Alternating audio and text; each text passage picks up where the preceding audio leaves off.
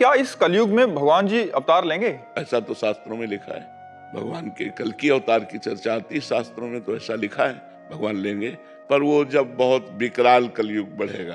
अभी 4,32,000 वर्ष कलयुग की आयु है। अभी तो 32,000 नहीं क्रॉस किया है। कलयुग में इतना पापाचरण बढ़ जाएगा, इतना पापाचरण बढ़ जाएगा कि कहीं रामकृष्ण नाम सुनने को नहीं मिलेगा। देखो धीरे धीरे उसका प्रभाव बढ़ रहा है। क्या सुंदर गृहस्थी कि अगर पति को प्राप्त किया तो आजीवन निर्वाह किया, पत्नी का वरण कर लिया, आजीवन निर्वाह किया। यहाँ लव मैरिज होता साल भर में डिवोर्स हो जाता है। कलयुग का प्रभाव देखो, कहा कलयुग का प्रभाव देखो। अब कैसे कैसे भयंकर रोग बढ़ रहे हैं, कैसी कैसी भयंकर व्यवस्थाएं हैं। अब एक आदमी को परेशानी, अस्पताल जाए तो दवा मिलना तो बाद की बात है, पहले 10-5 हजार रुपया खर्चा करो इस बात के लिए कि तुम्हें है क्या। अब वो सब रिपोर्टें देखकर निर्णय करेंगे कि आपको है क्या।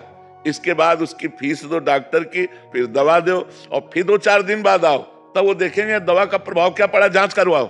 वो जांच में अगर किसान आदमी है ना, इतना कहाँ पैसा है किसान आदमी के पास, तो आगे चल करके बड़ा रोगों का तांडव, भोगों का तांडव बढ़ेगा। मतलब कलिकाल का प्रचंड स्वरूप जब आएगा तब तो हाय हाय मची जाएगी। अभी तो बच्चा है, 4,32,000 में अभी तो 5,000 वर्ष व्यतीत हुए हैं। और अगर 32,000 क्रॉस करेगा तब कैसा होगा, जब 2 लाख क्रॉस करेगा। तो अब लिखा है कलिकाल बिहाल किए मनुजा, नहीं माने को अनुजा तनुजा। बेटी बहन का भेद खत्म हो जाएगा, पशुवत भोग आचरण शुरू हो जाएंगे, तांडव राक्षसी स्वभाव का। जब ऐसा महाभयंकर पापाचरण होगा तब उस समय भगवान का अवतार हुआ, कल की अवतार। फिर वो दुष्टों का विनाश करके तब फिर सतयुग आ जाएगा।